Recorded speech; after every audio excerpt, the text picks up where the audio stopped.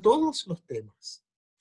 O sea, están los temas referidos a las coordenadas, al octonodo, que son partes. Pero vemos todos los aspectos culturales, los aspectos de arquitectura, de construcción, de estructura. O sea, en el ejercicio está todo.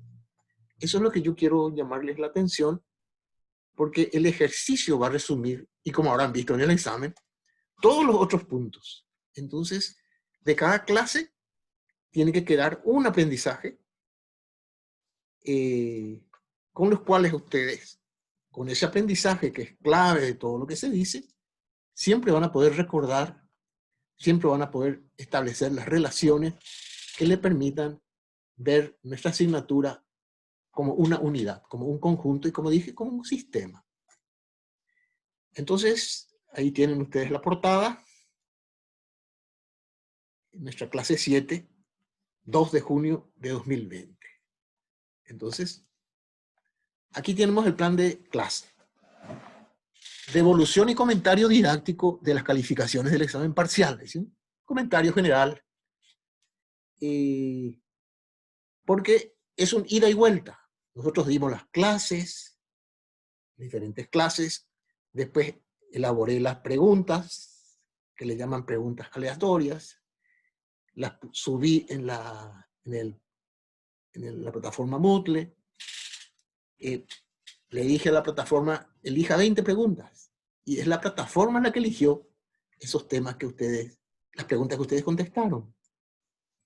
Contestaron en esa hora y media, creo que fue hora y media, y después yo abrí la plataforma y uno a uno fui viendo, la plataforma misma ya va diciendo, esto es verdadero, esto es falso, y a los falsos se les pedía que hagan una justificación.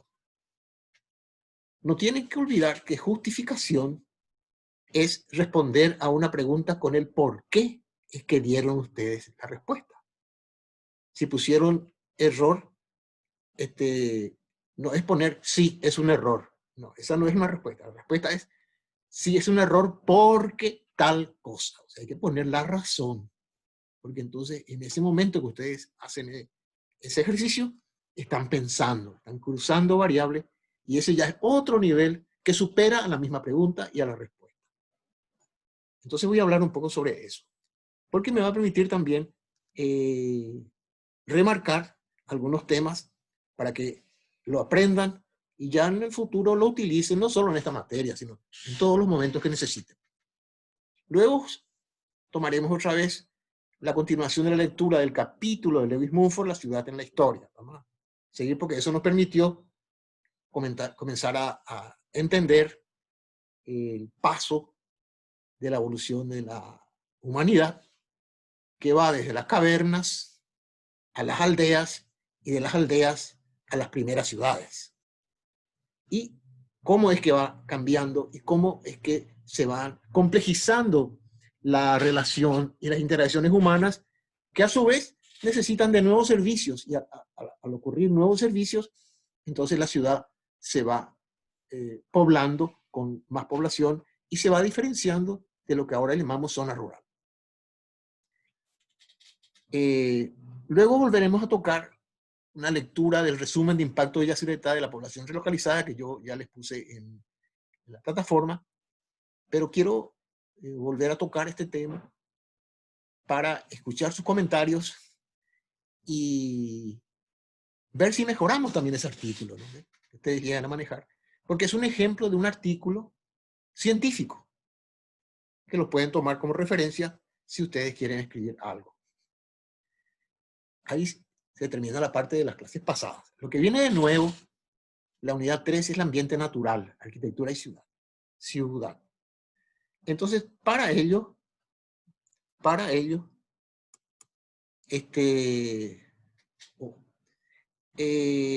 entonces les traje dos materiales que ya están en la plataforma. Uno es un libro de los muchos sobre esto. Este que yo recomiendo, El reto de la vida. No sé si se ve acá esto. el reto de la vida,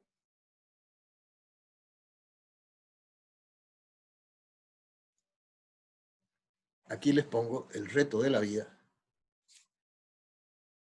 ecosistema y cultura, una introducción al estudio del medio ambiente. El autor, Augusto Ángel Maya, un eminente científico ambiental colombiano, que tuve la gran suerte y oportunidad de trabajar con él 2 años en Bogotá, y con él conversábamos de todos estos temas que están en el libro. Aprecio mucho ese libro, porque Augusto Ángel Maya es una de las personalidades a nivel latinoamericano más respetadas que hay en el tema ambiental. Entonces, es una autoridad el poder leer su libro, y lo que él hace es cómo hay esa relación entre cultura, que somos nosotros, la gente, y naturaleza. Cómo, según nuestras necesidades, transformamos la naturaleza, pero como estamos viendo muchas veces, esa acción cultural es más destructiva, digamos, que respetar las leyes naturales que la naturaleza tiene para que pueda reciclarse, volver a vivir, ¿cierto? Por eso es que tenemos este problema de la problema climático, por ejemplo, climático, que tales han sido ya las destrucciones que se ha hecho en el ambiente, que comienza la misma naturaleza ¿cómo decir?, a respondernos con catástrofes, huracanes, terremotos, la cuestión de la capa de ozono y todas esas cosas, y la vida se nos hace más complicada, más desertificación, agua contaminada, en fin, la contaminación en la ciudad, en fin, tiene mucho que ver con nuestra acción en relación a la naturaleza. Entonces nosotros, como estudiantes de arquitectura y como profesores y como arquitectos, tenemos que ser orientadores de la ciudadanía en lo que es el manejo ambiental. Porque actualmente la tendencia de la arquitectura es acercarse a la naturaleza. Porque ¿quién va a poder soportar hoy día un verano como el que tenemos nosotros si es que nosotros no hacemos uso de todo lo que se pueda para preservar el medio ambiente, y con una buena orientación, con un control de la energía solar, con diferentes formas que la arquitectura tiene para dar sombras y frescura, no quedar tan atados a toda esa máquina que tienen que hacer, ¿cómo se dice?, refrigerar el ambiente. O sea, cuanto menos máquinas haya, también va a ser menor el gasto que tenga en la familia por estas tecnologías. Y podemos nosotros organizar el paso de los vientos, la frescura, la sombra.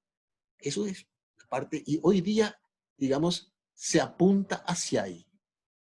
Por eso, un buen conocimiento de ustedes de este tema, que yo solamente voy a comenzar, son pocas horas las que voy a tratarla, pero ojalá les despierte el interés en el tema ambiental, y a lo mejor así puede haber entre ustedes algunos que les guste el tema y quiera profundizarlos, y disponemos de toda la literatura y de toda la experiencia para orientarles a fin de que conozcan muy bien, y llegado el caso a la hora de sus proyectos, incluso como estudiantes, poder establecer esa relación armónica entre la naturaleza y la arquitectura y la ciudad. Entonces les hablé del libro El reto de la vida. Eso está ya en su plataforma, y comiencen a leerlo. De a poquito, tiene una parte que es la parte de las leyes naturales, y la segunda parte se refiere a la cultura. El enfoque de Augusto Ángel Maya es un enfoque que integra lo que podría ser la ecología con la antropología.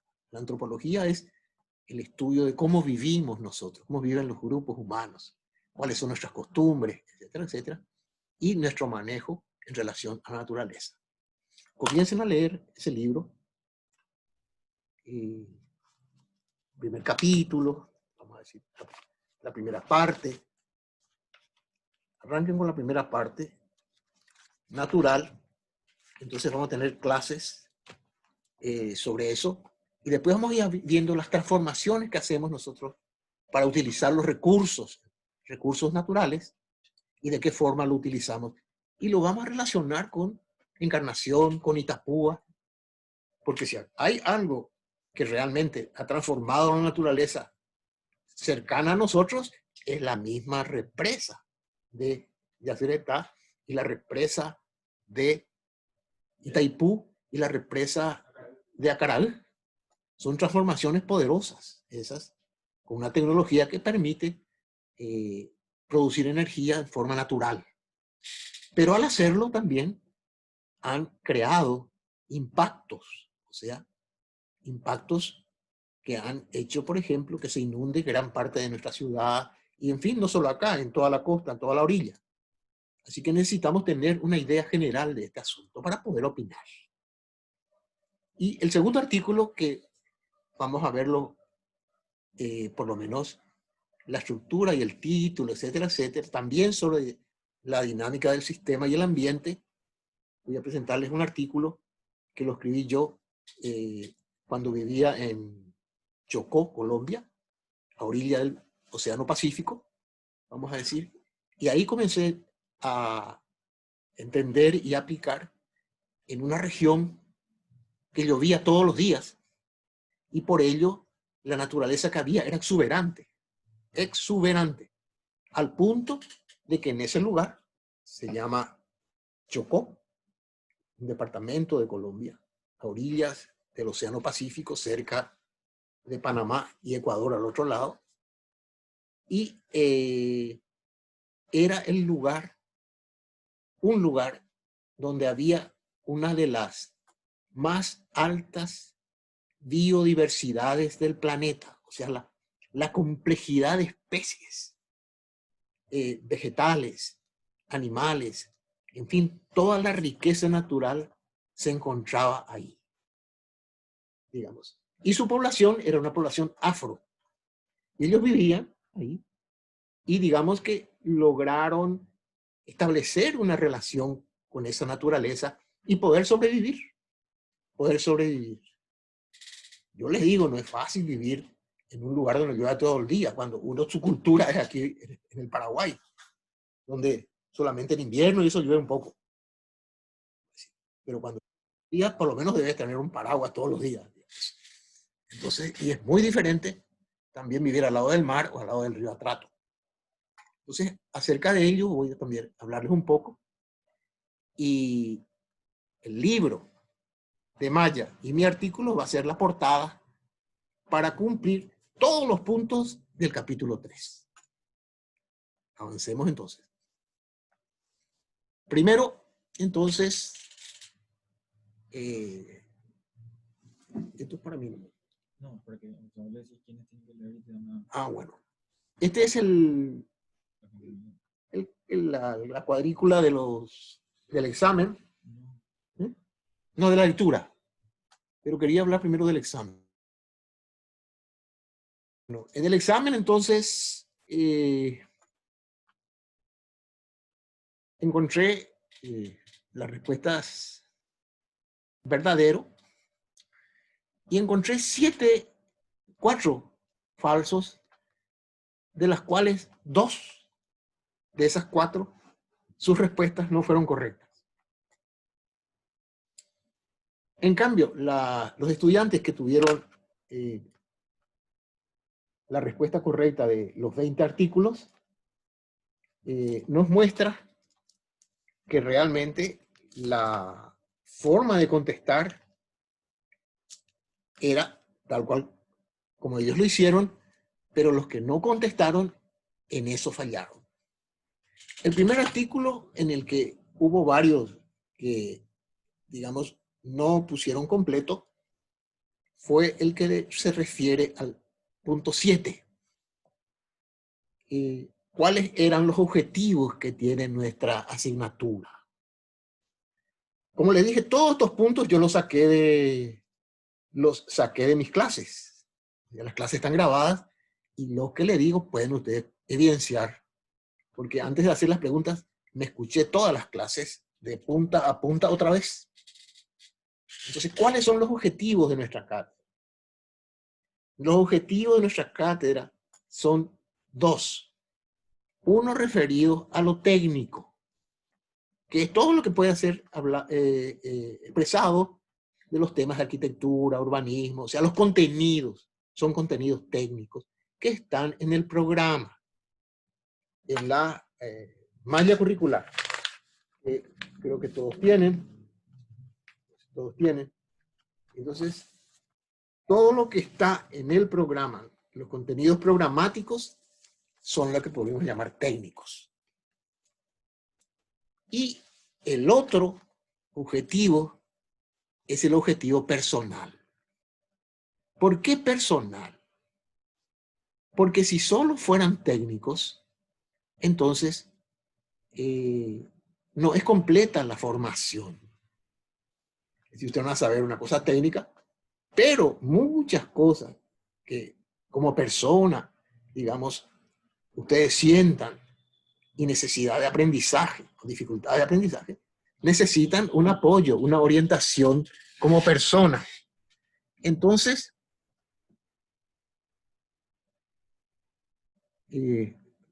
¿autor quién? El libro El reto de la vida es del autor Augusto Ángel Maya. Ángel es apellido, en Colombia Ángel es un apellido. Augusto Ángel Maya.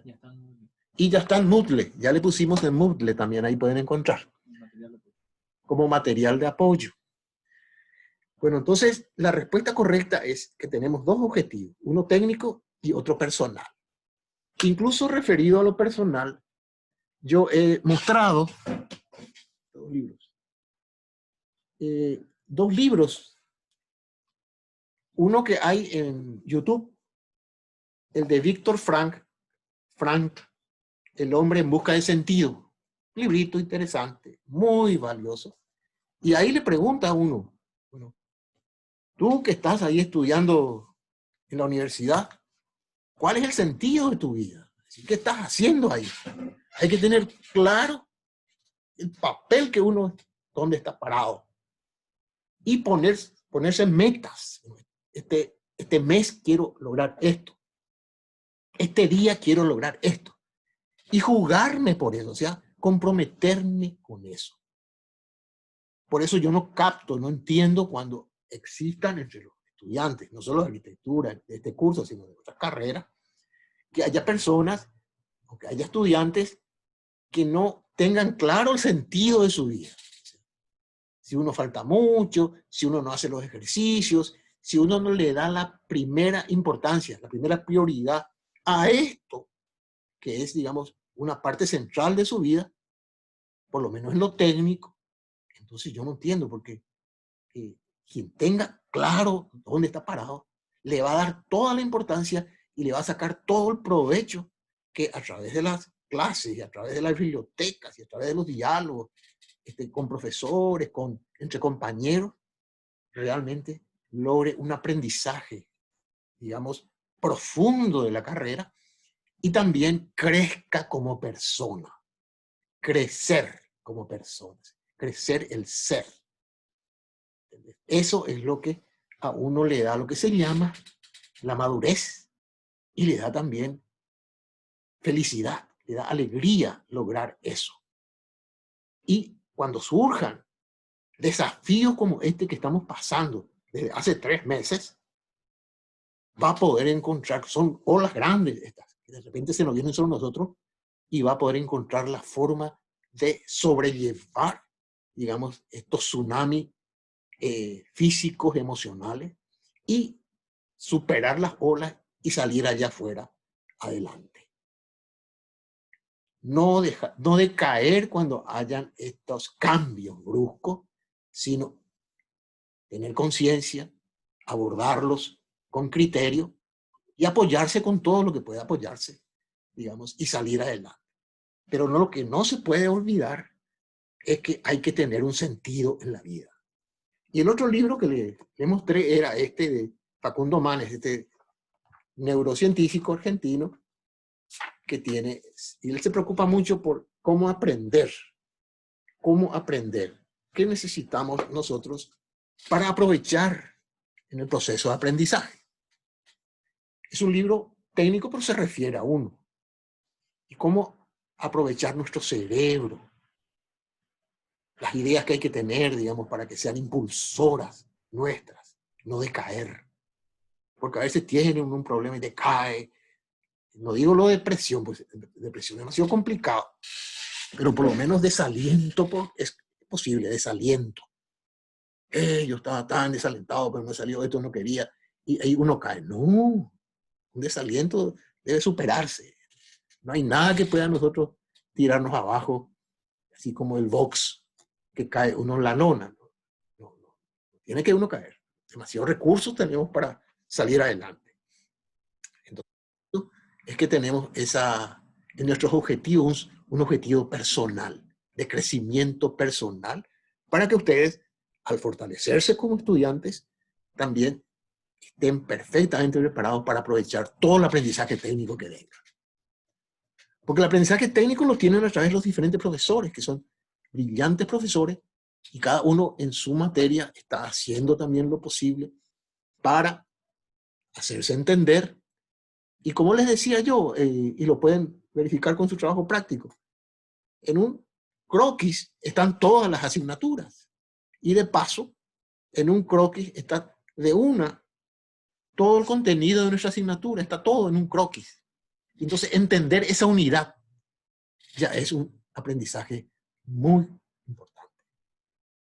O sea, en esa parte que dibujar un croquis está el todo de la arquitectura y con todas sus asignaturas. Por motivos académicos no hacemos lo analítico de separarlo.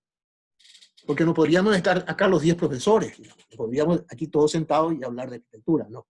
Habría que hacer, digamos, esa clasificación. Pero lo que no hay que olvidar es que todo se relaciona. Entonces, el aprendizaje central de este curso es darnos cuenta de que hay una conectividad, una conexión entre todos los componentes que dan vida a ese complejo que se llama arquitectura. ¿Y por qué complejo? Porque es multivariable, tiene muchas variables. Lo vimos. Vitruvio hablaba de 3, Gallardo hablaba de 6, Meyer hablaba de 8, y ya hay otros que incluso hablan de más variables. Porque nuevos inventos, etcétera, etcétera, hay que incorporar nuevas cosas. Este mismo problema, la batería está ahora. Este mismo problema de la pandemia, habrán visto ustedes en televisión, no sé si hubo aquí en Asunción, pero mostraban mucho esas torres de Milán, esas torres de Estados Unidos, las torres de España, tenían como una especie de, hacia la calle, una especie de pequeño espacio, un balcón, ¿cierto? Y algunos artistas, cantantes, estos días he visto una señorita que tocaba el violonchelo, pero su espacio de balcón era demasiado chico. Por ejemplo, decía, pero yo también aquí hago gimnasia, hago yoga, también me pongo a recibir el sol temprano. Pero nos dábamos cuenta que la medida de su balcón era demasiado chica. Entonces quiere decir, lo que nos está enseñando, está enseñando este problema de la pandemia, es que nuestros próximos proyectos, ya si vamos a hacer torres, tenemos que hacer y darle más importancia y más espacio a eso que se llama balcón, porque ya tiene una inmensa importancia en la vida del ciudadano y de la familia. Probablemente el diseñador que hicieron esos edificios y toditos eran de balcones chiquititos. Entonces, ¿por qué hacen chiquititos? Porque no le dieron importancia. Ahora tenemos que darle importancia. Otra cosa que también enseñó es que los accesos y salidas, digamos, tienen que ser fáciles. fáciles tienen que ser. Y otro que enseñó a nivel urbano es que tenemos que tener veredas más amplias, más anchas. Porque ¿cómo vamos a caminar a 1 metro o 2 metros separado de otro? El distanciamiento que hablan con las veredas que tenemos. En algunos lados no hay veredas. Todo se hace para el auto, para el ómnibus, para el camión, etcétera, etcétera. Y no está presente ahí la persona. Entonces, ¿quiénes hacen esas vías? Esas vías hacen probablemente diseñadores que no le dan la más mínima importancia a la persona. Comiencen un poco a darse cuenta. Miren su alrededor. Y miren si en su vereda podemos ir 10 personas así todas caminando. No se puede. Entonces, la arquitectura, el diseño de arquitectura post pandemia, si después de la pandemia, tiene que aprender todas estas cosas. Entonces, probablemente los lugares para las bicicletas, por ejemplo, ahora tenemos que darle más lugar a la bicicleta, digamos, más seguridad, más amplitud de las bicicletas. No le digo las motos ni los autos, sino las bicicletas. Y también para aquellas personas que quieran hacer gimnasia, espacios amplios, con plazas arboladas, etcétera, etcétera. Y entonces, de otra manera, no podemos ya creer que después de terminar va a ser lo mismo. No va a ser más igual antes. Hay muchas cosas. Entonces hay que aprender qué nos enseña este asunto. Ni qué decir la parte económica, ¿no? Evidentemente este modelo económico no resultó, de muchos años no resultó, ni el modelo de salud. O sea, no estábamos preparados y es que pasaba más gente contagiada, digamos. Entonces, tenemos que comenzar a pensar un poco qué es lo que nos ha pasado y qué nos pasa para poder superar en los próximos años. Bueno, entonces, la respuesta a la pregunta 7 es: los objetivos son técnicos y personales. Algunos escribieron, sí, el objetivo también es teórico-práctico. El teórico-práctico es también técnico, porque se trata de un pensamiento. Y para hacer un razonamiento, es decir, se refiere a algo técnico. Entonces, incluso los compañeros que respondieron solo de esa manera, todavía en su cabeza, el pensamiento que preside en ellos es un pensamiento técnico. Eso se llama el paradigma personal, es técnico. Eso pues prácticamente como una vacuna, ya de chiquitito nos meten y ya nosotros miramos la realidad de forma técnica. No existe el aspecto cualitativo, el aspecto humano del asunto. Ya en toda la universidad vemos que no existe, pero aunque sea después nosotros podríamos ver que nosotros tengamos también ese aspecto personal y técnico. Y evidentemente tenemos que cortar el cordón umbilical con eso y comenzar a mirar de manera más rica la vida, de manera más vital. Y eso es lo que hoy la ciencia actual está en eso. La ciencia actual está en eso. Ahora que todavía en lugares así, en otros lugares, presida la visión única nomás, la visión única, técnica, es porque todavía no ha llegado ahí lo que se llama las reconceptualizaciones que produzcan cambios en la visión científica que tienen esas academias. Entonces, ahí tienen ustedes la respuesta. Y yo revisé este punto en la grabación y estaba muy claro los dos objetivos. El siguiente, el 7, era el 11. El 11 era el siguiente. El 11 dice: para aprender mejor, nuestra mentalidad de estudiante debe permanecer cerrada y rígida. 7-11, ¿cierto? Sí. Este es muy claro. Creo que no hubo problema en ese, en el sentido de que necesitamos los cambios. Les decía que en el punto anterior estábamos cerrados a la visión técnica. Ahora, si nos aparecen cambios, vamos a tener mucho más dificultades si nosotros estamos cerrados mentalmente. Entonces la pregunta tendría sentido de que, ¿cómo puedo abrirme de manera más amplia para poder abordar esos cambios, esas sorpresas que nos da la vida? ¿Cierto? Entonces, el número 13 después dice: la investigación del tema y problema local no debe fusionarse y anteceder al diseño del proyecto de arquitectura. Bueno, acá fíjense en la palabra no.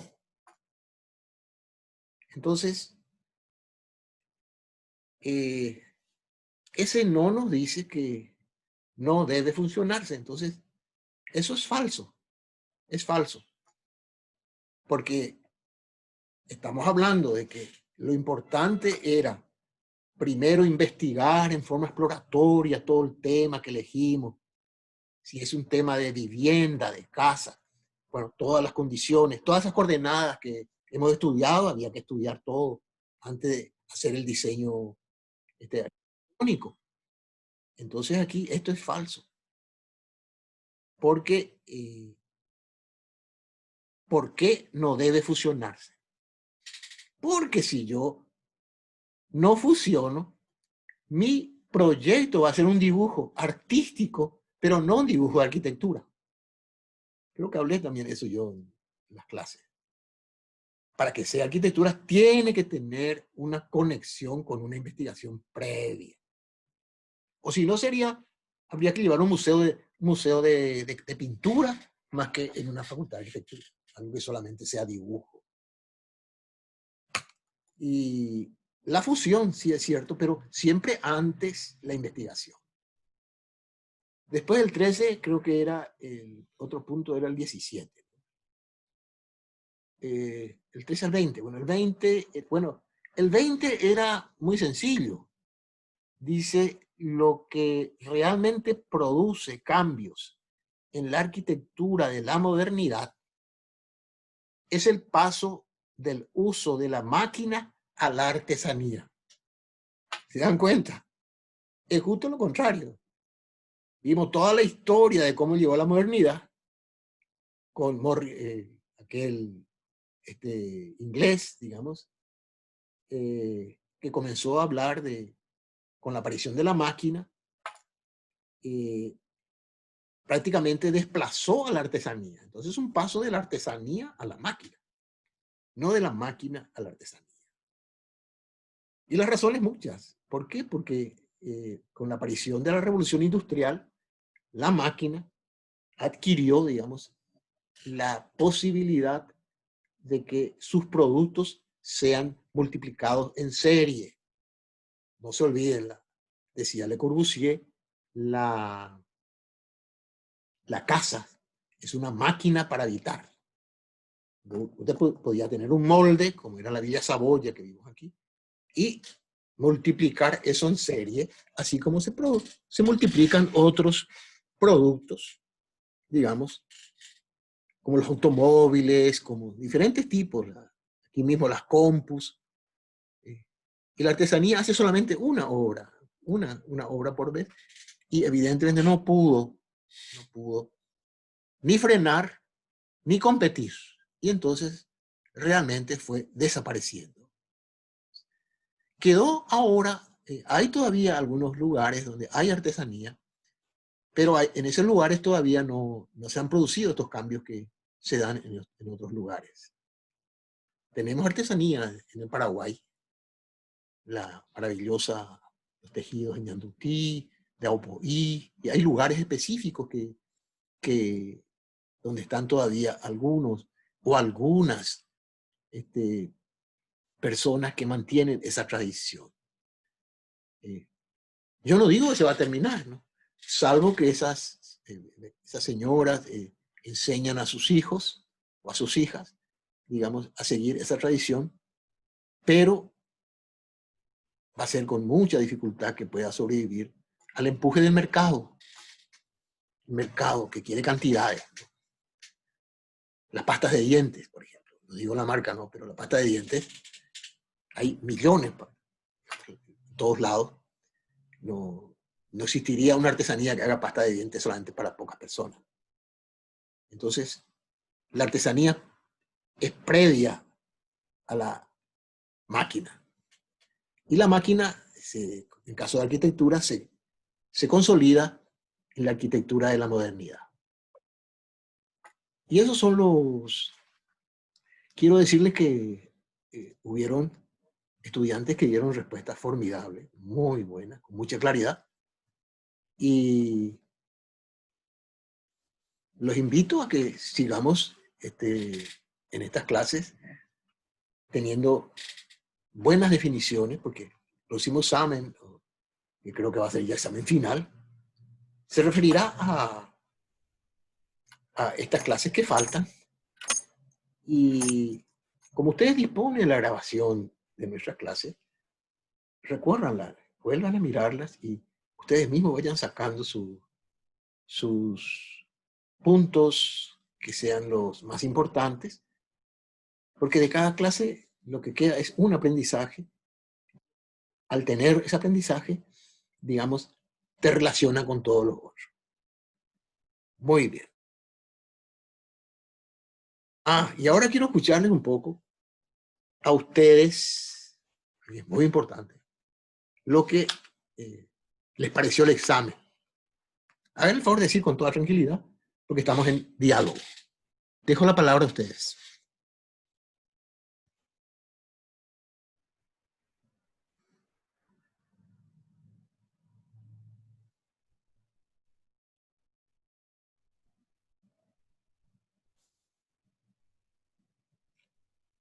Por favor, quiero escuchar. Hola, profe. Adelante, adelante. ¿Qué les pareció? La verdad que fue excelente, yo aprendí mucho. O sea, hay cosas que te hizo reflexionar mucho con las preguntas. Y la verdad, como dijo usted, en base a la lectura, eso nos ayuda a desarrollarnos como personas, profe. Gracias a la lectura podemos rescatar los mejores puntos y así aprender mejor. Profe, y saliendo un poquito del tema, yo al entrar a esta clase vi que usted estaba pasando una lista de unos capítulos y no vi mi nombre. Una lista.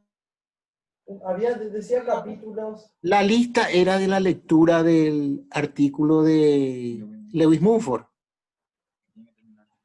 Yo hoy voy a volver a preguntar los que nos tuvieron la otra vez para que nos lean un poco la parte que les corresponde.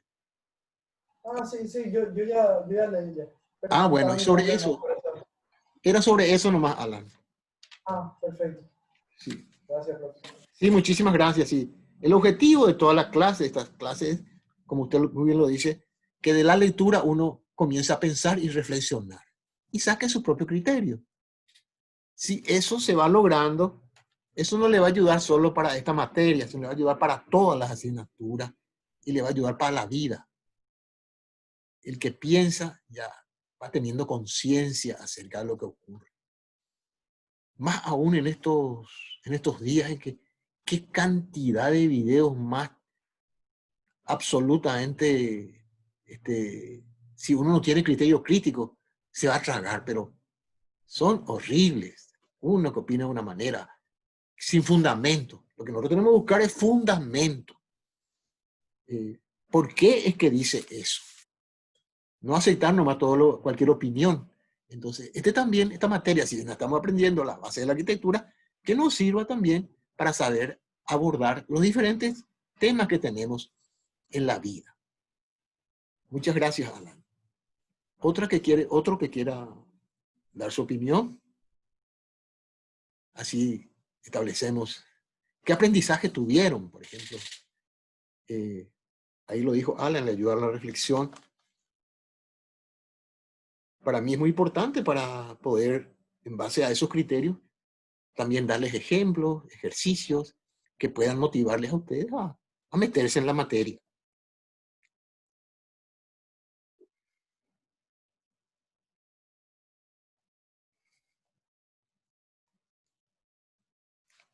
El micrófono está en manos de ustedes, por si quieran dar su opinión. La prueba en sí fue muy interesante, profe, porque a medida que ibas haciendo, más o menos te daba las respuestas que estaban más arriba también, si es que Claro, pensabas un poquito. claro. Porque Sí, una parte, por ejemplo, donde hablaba de los objetivos, preguntaba si era solo un objetivo y abajo decía, y también como objetivo, y ella te dice que tiene otro objetivo. claro, claro. Sí. Muy bien, Rosana, sí. Y había muchos sí y no, no, no era sí, otro era no más abajo, ¿no? Sí. Hay Sí, que leer siempre todo y completo, sí, sí. Antes de contestar hay que echarle una miradita a todo.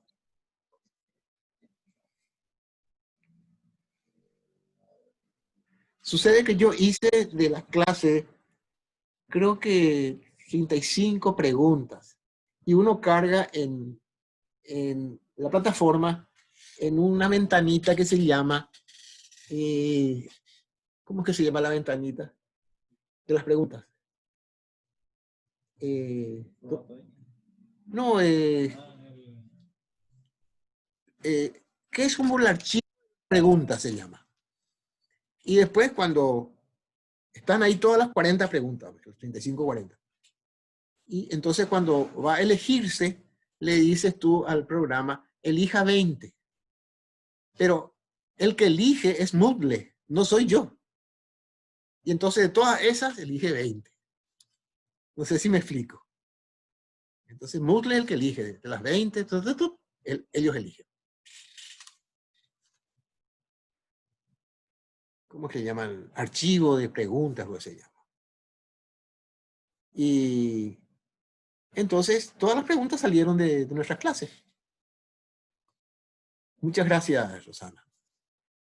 ¿Otro que quiera comentar?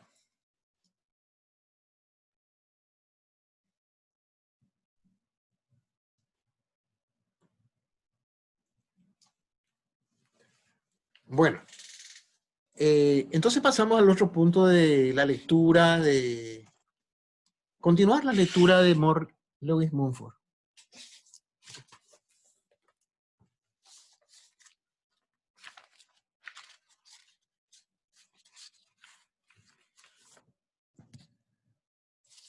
Ustedes van a decir si ya leyeron o no. Chantal leyó ya la otra vez. Chantal Caballero. Guillermo Patrón leyó la otra vez. Sí, profe. Bueno, si ya leyó, entonces pasamos a William Cardoso. William. Leandro Pinto. Yo creo que leí ya la vez pasada. Ah, perfecto. Gracias. Pasamos al siguiente entonces.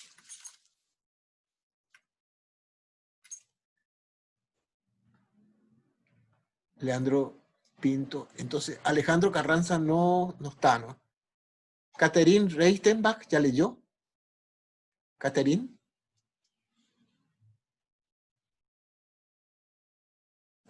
Mario de Sousa, ¿ya leyó? Nicole Retamoso, ¿leyó ya? Hagan el favor de contestar. Jennifer Delgado. José Rivas.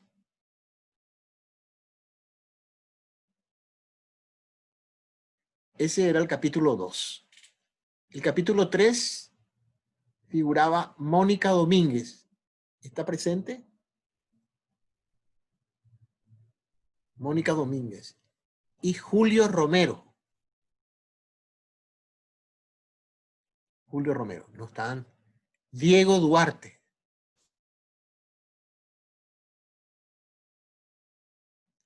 Rocío Ruiz Díaz. ¿Está Rocío? Tobías Durán.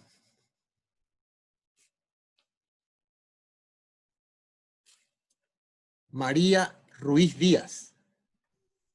¿Está? acá estoy, profe. Bueno, María, a ti te correspondía el subcapítulo 3 del capítulo 3. ¿Puedes decirnos algo de esa lectura? Sí, espérame que profe estoy buscando.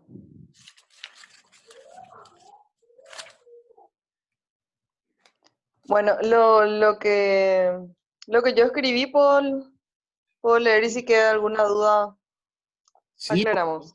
sí, Bueno, era capítulo 3, urbanismo y monumental. monumentalidad. Sí, sí. Adelante. Bueno, lo que escribí. En la ciudadela se priorizaba la seguridad y defensa, y aunque el pueblo pasara hambre a pesar de altas cargas laborales, esto no impedía la creación de nuevas construcciones sagradas para demostrar su dominio y poder. Un lugar aislado de lo profano debido a que generalmente se ubicaba dentro de ella los templos sagrados y la residencia de reyes y gobernantes. Protegidos por muros de piedra y una muralla humana, rodeados de obra de arte utilizando costosos y lujosos materiales de construcción con el propósito de producir respeto. Utilizaban puertas de bronce para amedrentar a cualquier atacante o extranjero, mientras el resto del pueblo habitaba en sitios circundantes, permitiéndoles ingresar únicamente en tiempos de peligro. La muralla señalaba un corte entre la ciudad y el campo. Socialmente demostraba una amplia diferencia entre lo vulnerable del campo abierto y la absoluta seguridad de la ciudad, casi herméticamente cercada. Habiendo pocos accesos, se podía controlar el tránsito cotidiano. Por mucho tiempo este sistema fue factible hasta que se convirtió en un problema cuando la población y sus actividades comerciales aumentaron. Mientras que las casas estaban hacinadas en el recinto sagrado, había tanto espacio que cabía una multitud. La gente estaba acostumbrada a su pequeñez y a su corto alcance. Pasaron muchos años para que esto pudiera cambiar, teniendo en cuenta que para que los reyes pudieran ejercer efectivamente los poderes que se atribuían, necesitaban la atención constante y el aplauso de un denso auditorio urbano. Para aclarar, ciudadela es un recinto fortificado en el interior de una ciudad que servía para dominarla y como refugio ante un asedio. No sé, no quedó algo claro, o sea, era muy notable la diferencia social que había y como antes, o sea, separaban lo que era lo rural de lo urbano con muros y todo totalmente protegidos. Eh, no sé qué más, no quedó claro de eso. No, no, muy bien. Usted lo remarca. Es que en esa época también había mucha guerra entre los diferentes, podríamos decir, las diferentes tribus. No se olvida aquellas famosas de los griegos y los troyanos, ¿no? Los persas, y en donde cada imperio trataba de atacar al otro y destruirlo para quedarse con las riquezas que tienen cada uno. O sea, la solución era guerrera siempre. No había negociación. Eso es lo que se puede ver en esa etapa de la historia. Y, y la diferencia social, terrible, ¿no?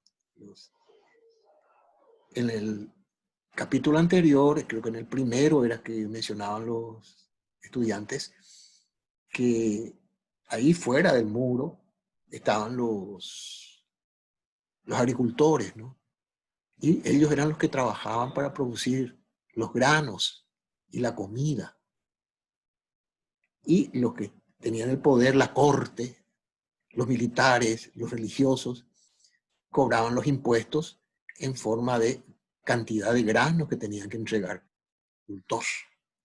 Entonces era una etapa bastante autoritaria. Y está ahí en casa con su tarea. Vamos, si ya le mandan tarea. Se pasan ya. Era muy marcada la diferencia, eso es lo que se nota. Sí, Y ellos se encargaban de que se note esa diferencia, o sea, que a nadie le incomodaba, sino que cuanto más se notaba la diferencia, más ellos mostraban su autoridad, su poder, ¿verdad? Con las construcciones que hacían, ellos iban demostrando que ellos dominaban ese lugar, ¿verdad? todo muy mismo. ostentoso. Y Sí, como dice ahí, ¿verdad? Un tiempo se aguantó, ¿verdad? Porque como para controlar la seguridad y demás, ponían pocos accesos. Pero después, cuando ya había más movimiento, ¿verdad? Ya no pudo funcionar ese sistema. y sí, y con la aparición también de la pólvora. Ya no era solamente con flecha, lanza y espada, ¿no? Ah, eso ya no leí en ese. No, no, y va a encontrar en los próximos capítulos. Entonces Claro, ya deja de servir esas murallas. claro. Y lo que pasaba también antes, que muchos pueblos saqueaban, ¿verdad? Sí, así es. Saqueaban esos lugares, o sea, no era que ellos trataban de conquistar, sino que muchas veces eran entrar, saquear, robar, ¿verdad? Toda la riqueza de los otros, sin necesidad de apropiarse del lugar, sino que de apropiarse nada más de lo material, ¿verdad? Así mismo, sí. Eso es lo que hacía Atila, el gran Claro. conquistador. Sí, Atila fue el que destruyó Roma, ¿no? Famoso Atila. Sí, fue un personaje bastante raro Sí, realmente, muy raro, porque sí, era muy sí. supersticioso él. Y él venía de Oriente, ¿no? Él venía de Oriente, ¿no? Era de la zona occidental, aquí donde. De Oriente venía y destruyó, digamos, lo que era la cultura y los imperios occidentales, Roma y todo eso. Formidable, María. Todos Bueno, estos escritos, por favor, ustedes me alzan en la plataforma. sí, esto ya habíamos enviado luego, profe. ¿Ya enviaste? O sea, Bueno, sí, la vez pasada, cuando era la fecha, ya había sí, enviado. sí, cómo no. Entonces Ujú. sirve para el puntaje en proceso. En realidad es bastante complicado, a mí al menos me costó mucho resumir, ¿verdad? Sí, o tratar de hacer algo tan amplio en 250 palabras, ¿verdad? Sí, sí, sí, Pero creo que se logró entender básicamente de lo que se trata el capítulo, ¿verdad? Porque sí. uno quiere contar tantas cosas, ¿verdad? Pero se No, tiene no, que muy limitar. bien. Y es un ejercicio de síntesis, ¿eh? Resumen. Claro, Sí. Ya ustedes van a ir después leyendo y al resumir tienen el núcleo del artículo. ¿Se acuerda que les decía la pauta que conecta todo? Muchas gracias. Entonces, Daisy Garayo, Ciro Soria, Ciro está, Ciro, Daisy, el capítulo 4, Sandra García, Adrián Steiger, Ricardo González Acosta, ¿está Ricardo?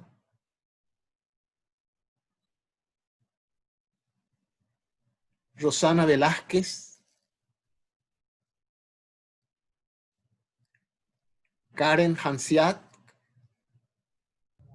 Hola, María profe, buenas tardes. Karen. A usted le tocó Hola, el 7, ¿no? 7 sí, del capítulo 3. del capítulo 3, así mismo. Era el tema 3, La Egipto y la ciudad abierta, se llama mi Egipto subcapítulo. y la ciudad abierta. Muy bien. Ahí vamos a ver un poco una ciudad egipcia. Sí, voy Entonces, a, voy a leer también lo que, así como Laura. ¿Sí? adelante, por favor, Karen. Bueno, Lewis Mumford realiza un recorrido para llevar a cabo una interpretación radicalmente innovadora sobre el origen y la naturaleza de la ciudad, empezando desde la evolución de Egipto hasta llegar al mundo moderno. En el capítulo 7, el autor acude a dos ejemplos que sirven como un punto de partida para el entendimiento de la ciudad, en Mesopotamia y Egipto. Estos cuentan con dos modelos de vida distintos y constantemente enfrentan la idea de aldea con la idea de ciudad, la idea de cooperación con la idea de competencia, la ciudad orgánica con la mecanización tecnológica. La principal diferencia con la que cuentan estas dos es su ubicación geográfica. Egipto está sometida a voluntades intangibles, principalmente el río Nilo, que se protege con su propia naturaleza. Sus habitantes no utilizan murallas ni ningún tipo de protecciones antrópicas. Su sistema se basa en las propiedades del suelo y riquezas del Nilo, sus creencias de renacer tras la muerte y en sus faraones endiosados. Por otro lado, el otro modelo que nos describe Mumford es el de Mesopotamia, una sociedad en la cual sus principales características son la inseguridad y con las constantes amenazas. Esta tenía que luchar contra las inclemencias del tiempo, de las cosechas, crueldades de la sequía y las inundaciones imprevisibles. El hecho de amurallarse para poder protegerse no era solo un método de control interno, sino una medida del orden en frente a una naturaleza más agresiva que la del Valle del Nilo. Eso es como un resumen de lo que hablaba mi capítulo, o sea, mi subcapítulo. Sí, muy bien. Y la palabra antrópica quiere decir, antro quiere decir nosotros, la gente. Sí. La acción de la gente. ¿Sí? Que son las construcciones, todo lo que es la cultura prácticamente. Entonces, todo lo que transforma la naturaleza. Lo contrario a antrópica es la naturaleza. Entonces, ahí lo que decía el autor es que justamente el que transforma la naturaleza es el hombre. Son transformaciones antrópicas, son construcciones, etcétera, etcétera. O sea, la muralla que usaban los de Mesopotamia para... Así es, la muralla para protegerse, etcétera, etcétera. O sea, las condiciones naturales ahí favorecían mucho a los de Mesopotamia. Creo que lo de los Mesopotamia hicieron aportes a las matemáticas y una serie de otros aportes que aquí no menciona Mumford, pero cuando uno estudia esa zona, crearon alfabetos, aritmética, igual que los egipcios también aportaron mucho al álgebra. Vean la palabra álgebra, es una palabra egipcia.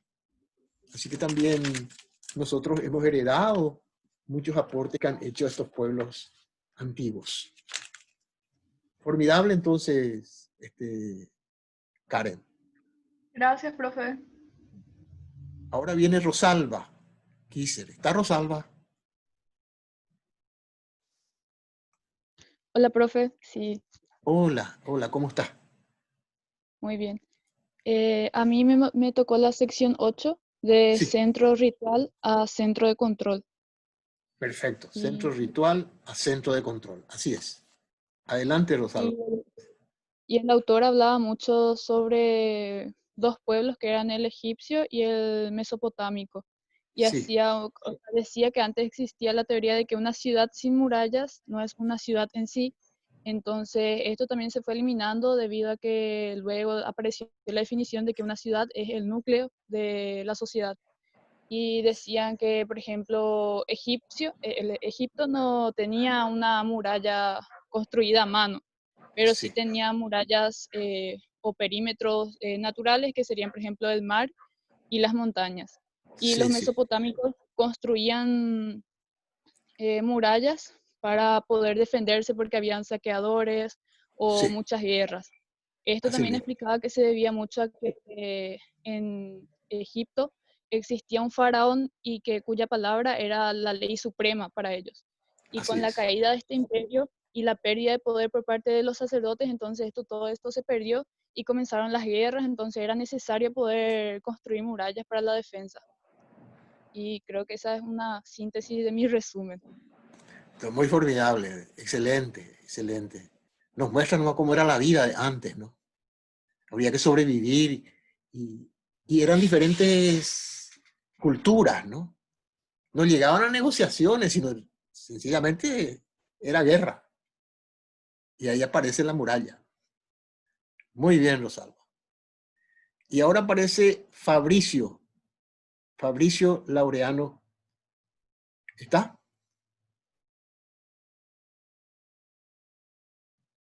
No está tan bien. Seguimos ya al capítulo 4.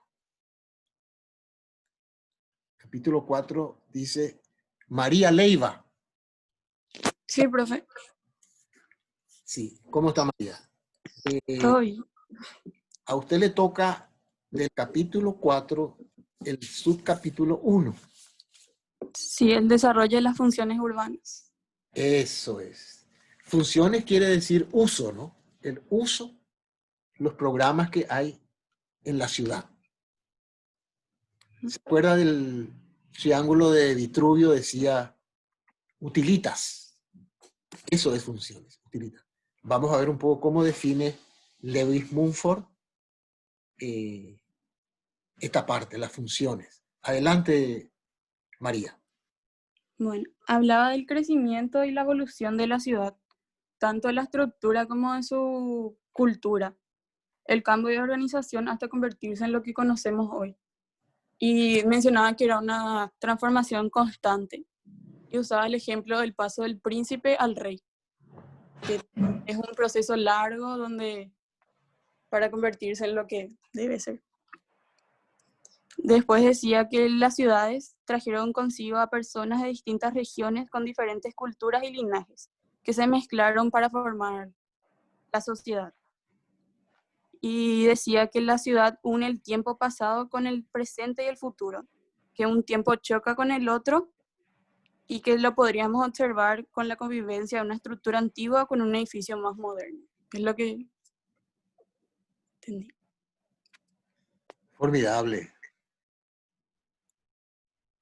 Formidable.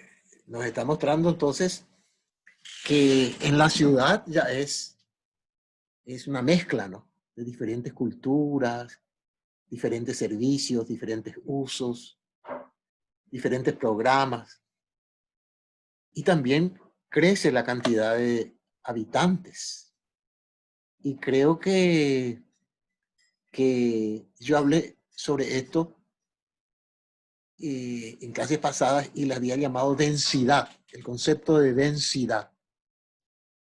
Densidad es una cifra que si usted toma 1 metro cuadrado de terreno, ¿cuántas personas ocupan ese 1 metro cuadrado de terreno? Y habíamos encontrado que en el área rural que vimos, por ejemplo, en los trabajos que ustedes dibujaron, habían algunos temas que estaban en el área rural, como el de Misiones.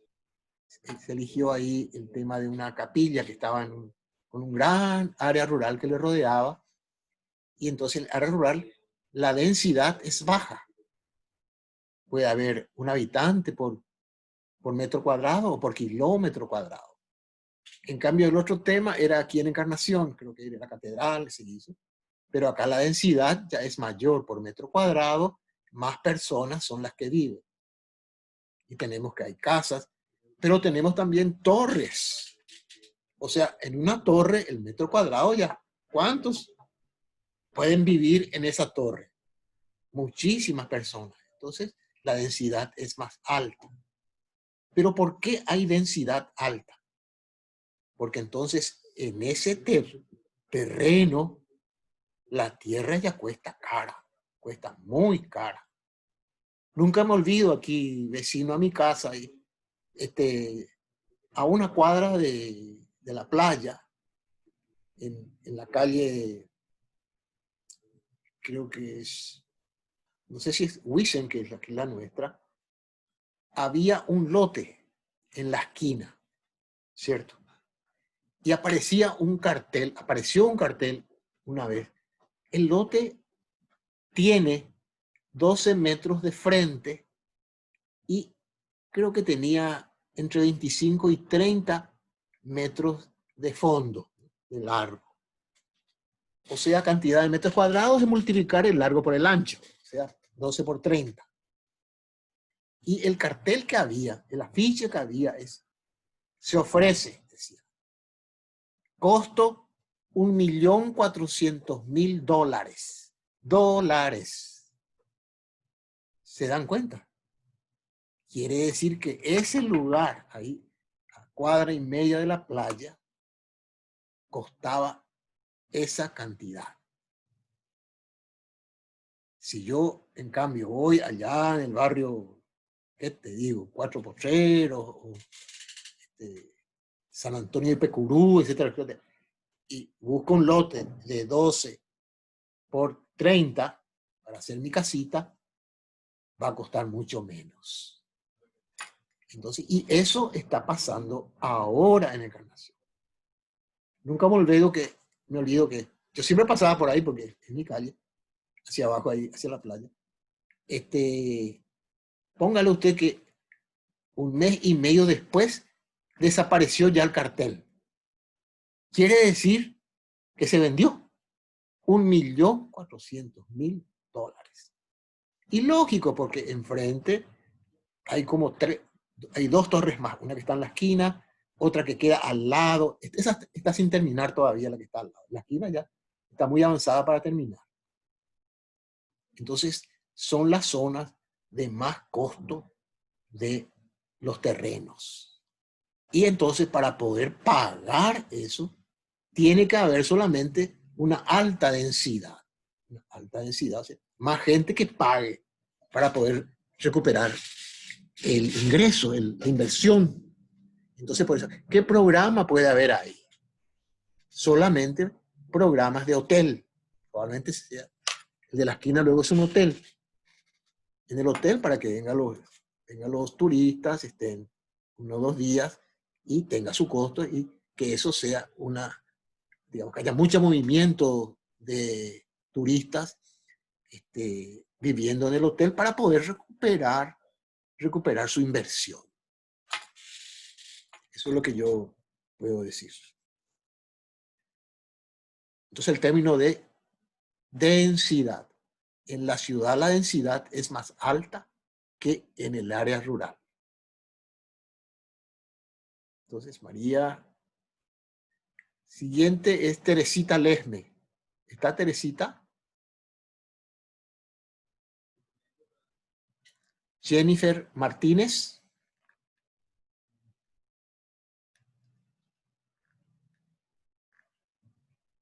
Liliana Mendoza. Samuel Mereles. Sí, profesor. ¿Usted tiene alguna posición con el punto 5? Sí, a mí me toca el subcapítulo 5, propiedad y personalidad. Eso es, propiedad y personalidad. ¿Y puedes poner un poco su resumen? Sí. El resumen es que al inicio de la población, cuando al inicio no existía la propiedad, todo se compartía, desde los grandes festines hasta la hambruna que había en los lugares. Con el tiempo empezó a haber una división de ricos y pobres en el que sometían para que pudieran trabajar y que mantuvieran a los ricos. Muchos de estos trabajos se debía para el templo, que se convertían en bienes para la corona, y la propiedad privada comenzaba como una posesión común y particular del rey. La división de propiedad comenzaba cuando los gobernantes otorgaban regalos a sus compañeros de nobleza a cambio de los servicios que ellos le ofrecían.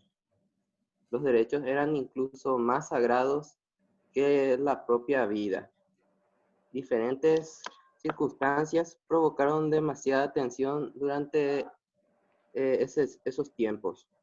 A pesar de que sus inicios, ahí se inició la esclavitud y resultaba muy difícil para los que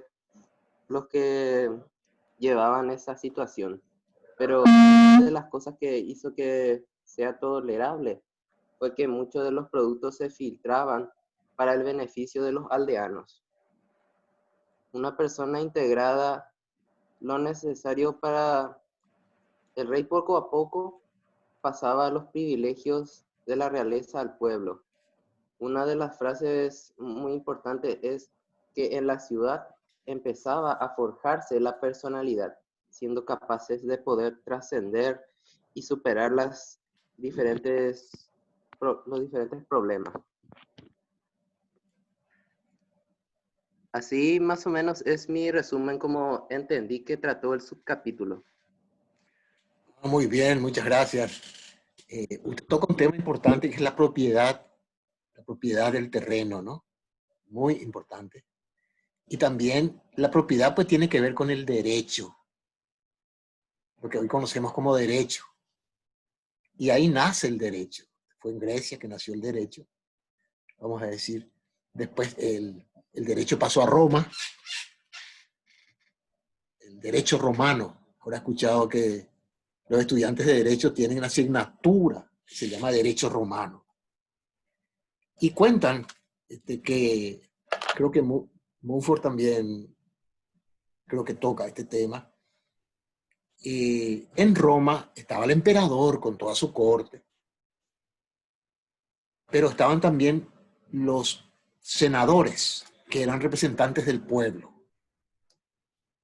Parecido a lo que es hoy, ¿no? Los senadores. Y justamente cada senador también quería tener su propiedad,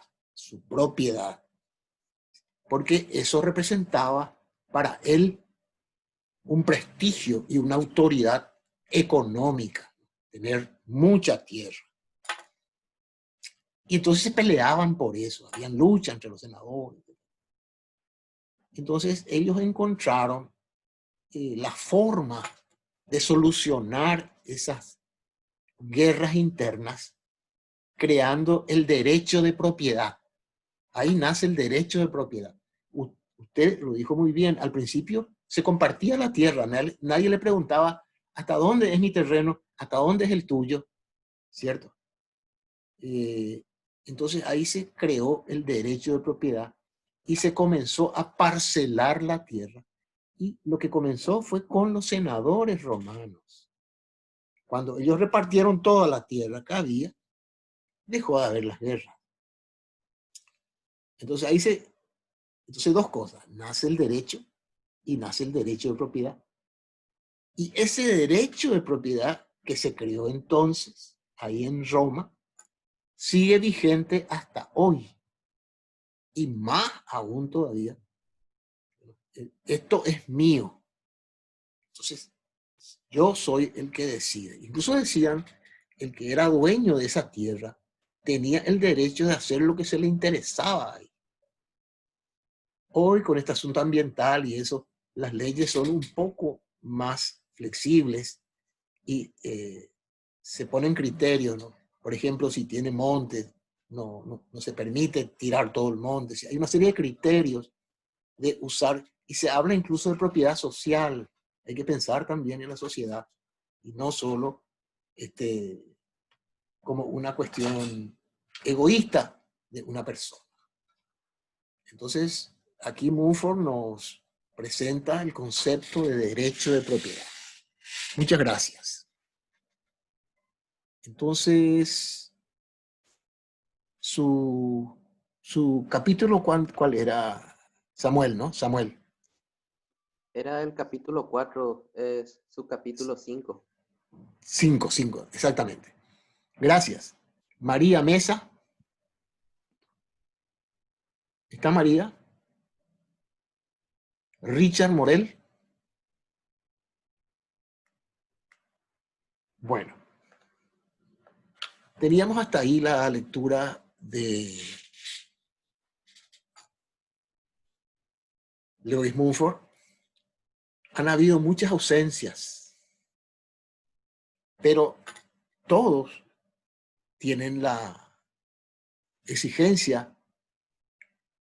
Los que están, yo conocí y sé que han escrito, pero los que no están tienen que hacer el resumen de los capítulos asignados. Eso es una parte de los trabajos prácticos.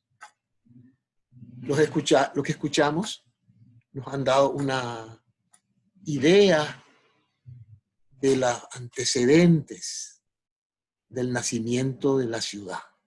Condiciones, digamos, contexto, presiones, tensiones, guerras, etcétera, etcétera. Autoridad, etcétera, etcétera. Y sociedad estratificada, corte, esclavos. En fin, nos muestran todos esos factores que juegan, que son factores dinámicos, que en su interacción generan estas condiciones para crear lo que llamamos las aldeas, las ciudades. Y desde luego todo eso está también transversalmente, digamos, atravesado por la economía, por el poder, etcétera, etcétera. Creo que podemos decir que nos da una idea de este capítulo de los orígenes de las ciudades, que es uno de los puntos de nuestro programa. Entonces, reléanlo, hagan el favor de leer más capítulos. Este es el cuarto, nomás el quinto es Surgimiento de la polis. El cuarto sí vamos a tener que leer. Yo voy a distribuirle, voy a pasarle por en la plataforma la distribución de la lectura del capítulo 5. 5, 6 y 7, que son capítulos más cortos, pero tiene la gran importancia de que ahí vamos a conocer un poco la ciudad-estado de Atenas. Ahí hace la polis, el concepto de polis, P-O-L-I-S, que quiere decir ciudad. Concepto que se usa hasta hoy. Entonces, eso sí les voy a pasar por la plataforma con un gráfico como este que ustedes tienen ahí donde fue distribuido. Me parece que con esos 7 capítulos vamos a tener una visión general del nacimiento de las polis, o sea, de las ciudades. Gracias a todos los que han expuesto. Espero que haya significado para todos ustedes un aprendizaje valioso.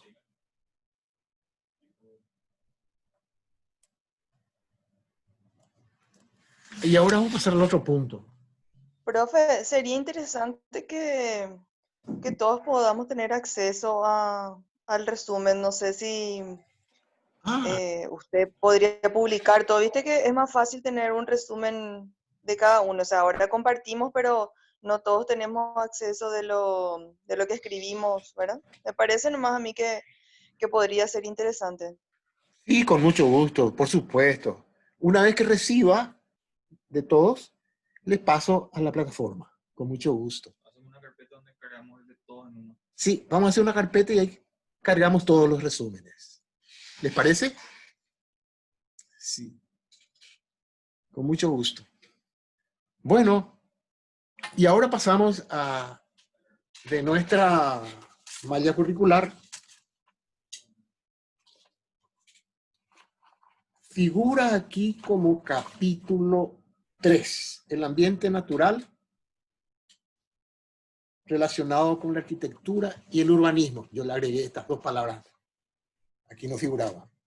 Pero gracias a esto que tenemos ahí enfrente y la lectura que le voy a dar, de un saque vamos a cubrir los diferentes subtítulos. El medio ambiente, que es paisaje natural, que es el terreno. Ya hemos hablado de mucho. Fíjense que estamos hablando del terreno. Ya hablamos del terreno, la propiedad, una serie de cosas ya hemos visto. La vegetación y el clima. Ese es el capítulo. O sea, vamos a hacer un desarrollo incluso más profundo que el que nos pide la asignatura. Porque tenemos lecturas sencillas, pero que están muy, muy bien presentadas para el aprendizaje de esto. Y yo, así como ustedes han hecho resúmenes escritos, yo hago resúmenes gráficos, que es el que tienen ahí a la vista. Estos 4 gráficos prácticamente resumen todo, pero al cual le vamos a incluir, digamos, la lectura. Hay lectura para esto. Entonces, para esto, ustedes tienen ya alzados en la plataforma un texto un artículo mío que se llama Estructura dinámica del sistema del ambiente. Un artículo breve. A ver.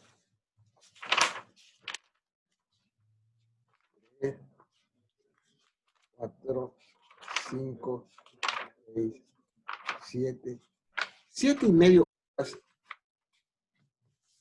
tienen la explicación de estos gráficos que están aquí, que quisiera que lo lean para la próxima clase. Y a eso le hemos también puesto en la plataforma el libro del profesor Augusto Ángel Maya, El reto de la vida, ecosistema y cultura, una introducción al estudio del medio ambiente. De los muchos libros que hay sobre estos temas, este libro escrito por el doctor Ángel Maya es uno de los más didácticos, más comprensibles y muy atractivos de leer. Hay un texto muy agradable, lo escribe de forma formidable, un autor colombiano, con quien yo trabajé 2 años, y creo que con él también aprendí mucho de esto que les voy a decir. Y es un tema central actualmente, el tema del cambio climático, el tema de todo lo ambiental ahora es un tema central. Hace 20 años, hace 30 años, no era tan importante, pero los daños que ahora estamos sintiendo son muy fuertes, ¿cierto? Son muy fuertes. Y a la pregunta, ¿pero quién causa los daños? Al final lo que causan los daños somos todos los habitantes del planeta y en especial algunos que tienen actividades que producen una serie de materiales que dañan la atmósfera, que destruyen, digamos, los bosques, que contaminan el agua, etcétera, etcétera. Entonces vamos a comenzar a hablar un poco sobre estos temas. Y voy a comenzar con el gráfico de la izquierda. Ya les digo, todo lo que digo está aquí en el texto Estructura dinámica del ambiente. Comienzo con el gráfico que está a la izquierda en la parte de abajo, donde dice naturaleza. ¿Cómo pudiera usted definir la naturaleza? Ahí está la pregunta, ¿cómo definirías la naturaleza? Entonces, el conjunto naturaleza, porque es un sistema, por eso digo un conjunto, incluye los elementos constitutivos de la vida. Y en el caso, por ejemplo, de un monte natural, un lugar donde haya monte, allí reposa la diversidad biológica o biodiversidad. ¿Lo han escuchado hablar de esta palabra? Biodiversidad. O sea, bio es vida, diversidad es variedad. La variedad de especies naturales que hay ahí es lo que generan la vida. Tanto interespecífica como intraespecífica. Interespecífica entre dos especies diferentes que se relacionan entre sí. ¿Cierto? Y la intraespecífica es que al interior de cada especie otra vez hay variedad. Son dos conceptos de ecología. En sus 3 niveles, genético, taxonómico, que quiere decir clasificación de las especies, y ecológico, que es lo que son los ecosistemas. Después vamos a tratar todo esto. Que son regidos, estos lugares llamados ecosistemas, son regidos por las leyes naturales descritas en la disciplina llamada ecología. Eco quiere decir lugar y logos quiere decir disciplina que describe ese lugar natural. En los ecosistemas se dan las leyes naturales. Anoten este concepto, las leyes naturales, que guían las interacciones entre las variadas poblaciones que allí viven. ¿Y cuáles son las leyes naturales? Está ese dibujo de seis componentes, pero todos relacionados entre sí, no separados. Y estos componentes relacionados se dan a nivel, vamos a decir, macro, a nivel grande, pero se dan también ahí debajo de la tierra, entre los insectos, entre los diferentes virus. Siempre donde hay vida aparecen estos, vamos a decir, componentes relacionados. Y para que haya vida no tiene que ser destruido ninguno de estos componentes. Si se destruye uno, ya nacen los problemas que se llaman ambientales. Entonces, si hay un montecito, por ejemplo, si vas por la costanera aquí hacia la zona comercial, hacia el costado, entre el río y la costanera, ustedes pueden ver muchos árboles ahí todavía que quedaron. Ahí es que va a haber con más cantidad esta diversidad biótica de vida. Pero ya ahí, en la orilla de la costanera de la playa San José, no hay un árbol, ¿cierto? No hay un árbol, entonces no hay nada de estas leyes. Y tampoco abajo de esa arena, que es arena de playa. ¿Se dan cuenta? Ahí no existe naturaleza. Existen recursos. Entonces vamos a comenzar un poco a entender dónde estamos parados en materia natural. ¿Y cuáles son esas leyes? ¿De dónde viene la vida? Porque eso es lo que tenemos que saber bien para poder nosotros protegernos, incluso en este asunto del virus y esas cosas. Entonces, son 6 componentes relacionados que crean el ecosistema o la vida. A diversos niveles. A nivel, vamos a decir, le decía yo, a nivel genético, de clasificación y ecológico. Ecológico es el que más se ve, que es afuera ya de la... La primera ley es la ley del flujo de energía del sol. Vean que hay un dibujito que quiere hacer de sol ahí. Este es el proceso en el que los organismos verdes, o sea, las plantas, disponen de clorofila. Y con los rayos del sol sintetizan la energía de calor radiante que viene del sol y las transforman en harinas, azúcares y oxígeno. O sea, la luz que viene del sol en forma de energía cambia, digamos, gracias al proceso de fotosíntesis. Fotosíntesis. Foto quiere decir luz del sol y síntesis es la unión de todo. Entonces, esa luz del sol que viene y, vamos a decir, llega hasta una hoja verde, ahí se produce la fotosíntesis. Y gracias a esa fotosíntesis se produce el oxígeno que nos da la vida, azúcares y harinas. O sea, alimento. O sea, el sol con la fotosíntesis crea oxígeno para que vivamos y alimento para que consumamos. Vean un poco dónde está el secreto, vamos a decir. O sea, crea la vida, leyes naturales. Este es el componente clave que hay que manejar. La segunda ley, un poco más abajo, se llama cadenas alimenticias. Una vez creada ya, gracias a la fotosíntesis, entonces forma una especie de triángulo que ven ahí. Y en la parte de abajo dice, las cadenas alimenticias, donde el pez grande se come al pequeño. Es una estrategia de la naturaleza para distribuir la energía a otros niveles de vida.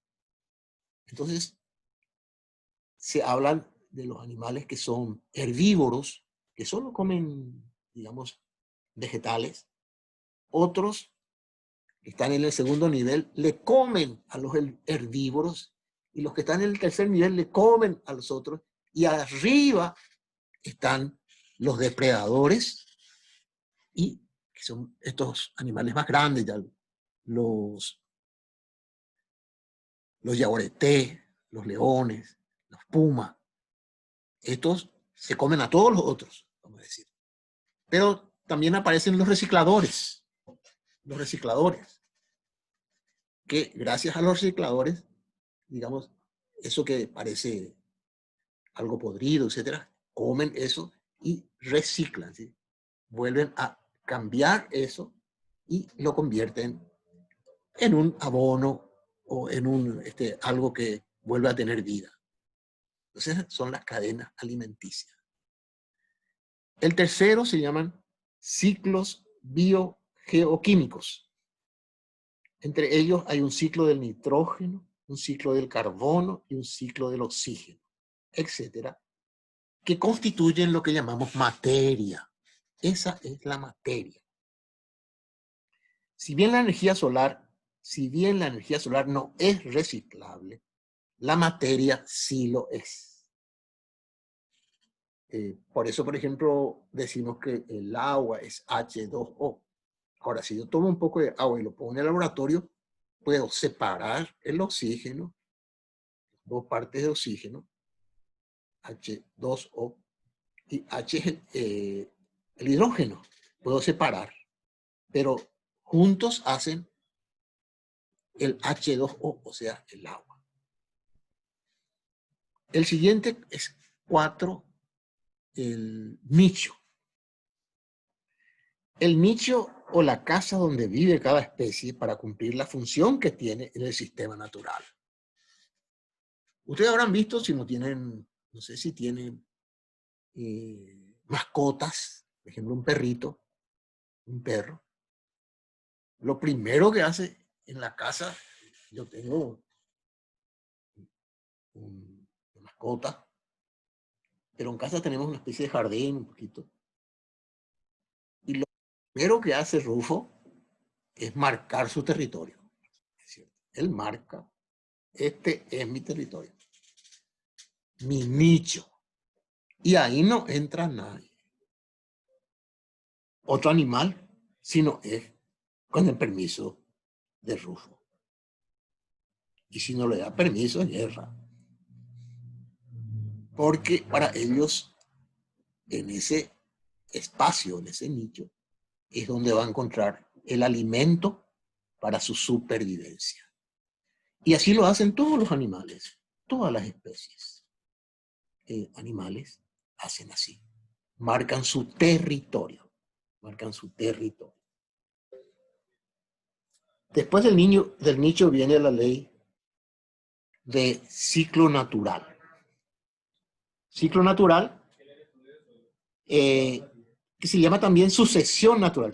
Quiere decir que el monte tropical, en todo lugar donde hay biodiversidad, hay diversas especies que dan vida, y eso es una complejidad.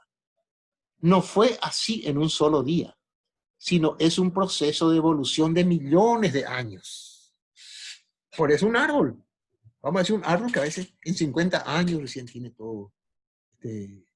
Nosotros acá cortamos un árbol, pero como si nada. Pero para que se pueda crecer un árbol lleva su tiempo. Y los árboles son lo único que crean oxígeno. Imagínense. Entonces en una ciudad, así como acá se cortan todos los árboles, esos que cortan no saben que están matando a la gente con falta de oxígeno. Yo hablé aquí en clase anterior, aquel experimento que vinieron a hacer aquí para ver la limpieza del aire. En el centro es venenoso el aire que hay acá en el centro de Encarnación. Yo he visto eso en la pantalla de televisión. Sin plomo, de todo eso. Y sin embargo, por ahí corrían algunos gimnastas que estaban oliendo, vamos a decir. Es diferente a veces en el área rural, donde es más limpio el oxígeno. Y el último es la capacidad de aguante. Y se usa la palabra resiliencia, se usa mucho esta palabra. Es la capacidad de aguante, de transformación que puede hacer la cultura, o sea, nosotros, en la naturaleza. es la intervención humana o acción tecnológica de cambio que produce cada cultura. Por ejemplo, en los países llamados desarrollados o industrializados, de los países de Europa y de China y de Japón, y los anglosajones, Inglaterra, Estados Unidos, tienen otra forma ya de complejidad en sus ciudades, y lo que puede ser Asunción y lo que puede ser área aquí en nuestra zona Latinoamérica, pero ahí tenemos ciudades como Buenos Aires, Río de Janeiro, San Pablo, de transformaciones muy ya difícil que ahí la naturaleza ya funcione, vamos a decir. Y entonces al romperse el aguante, ¿pero qué se rompe? Rompen estas 6, la acción del hombre rompe estos 6 componentes de las leyes naturales. Y al romper los componentes de las 6 leyes naturales, de la ley natural, ya ese lugar no se recicla, no vuelve a nacer nada ahí. Entonces, ahí tenemos las 6 leyes naturales. Yo quisiera que este gráfico, ustedes lean el artículo, si pueden leer también el libro de Ángel Maya, si lo pueden graficar un poco. Sería bueno que tenga imágenes, por ejemplo, cada uno de estos cuadros. Ahora les hablé de la naturaleza. Después voy a hablar de la cultura, digamos. Y después la unión de los dos, que son los gráficos de arriba. Y finalmente la dinámica y la transformación de la realidad, que es el número 2. Y me encantaría que pongan en un cuadro, por ejemplo, de naturaleza, y pónganle ahí una figura que puedan indicar esas leyes en forma de imágenes. Si no tienen fotos, dibújenla. Y así van a ir entendiendo. Cuando podamos otra vez salir a la calle, yo quisiera visitar algunos lugares con ustedes y ir a ver in situ todos estos componentes que aparecen aquí. Bueno, entonces, hoy arranco con esto, espero que lo lean. Y paso al último punto, el práctico. Y vean lo que planteo. A partir del práctico 5 que hicimos, que son los dibujos, etcétera, etcétera, quiero que lo amplíen con sus narraciones. Algunos ya tienen luego. Pero si quieran, por favor, amplíen un poco la descripción del pueblo o ciudad, donde está el colegio, donde está la casa. Por ejemplo, cantidad de población, etcétera, etcétera. Y también comenzar a dibujar otros usos o programas que le dan identidad al pueblo o ciudad. Por ejemplo, si usted tenía un colegio, bueno, dibujar una casa, lugares de trabajo, de reunión, lo que elijan, hospitales, plazas, lugares de deporte. Los íconos se llaman, los símbolos de ese lugar. Y más su descripción, vamos a tener ya una especie de borrador de un posible artículo. Y si juntamos todo, ya vamos a tener material para abrir un foro, para abrir una conversación sobre estos temas. Bueno, ahora quiero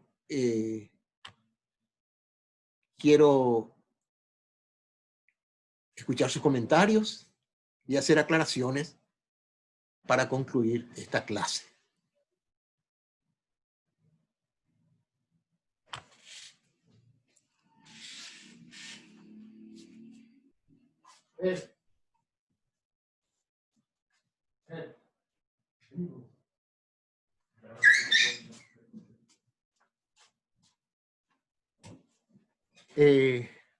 Estoy terminando, pero quiero escuchar la opinión de ellos. ¿Qué te hablé nomás? Escucho, por favor. Hasta aquí es el contenido de la clase. ¿Pudieron entender todo lo presentado?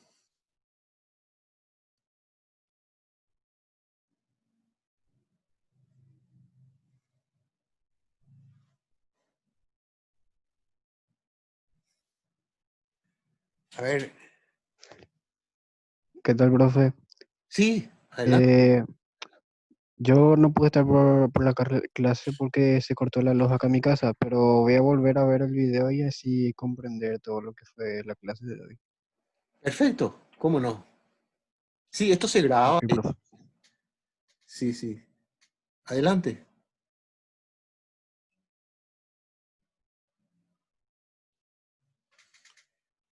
Y bueno, entonces, Profe, sí, adelante. profe, no Adelante. entendí también.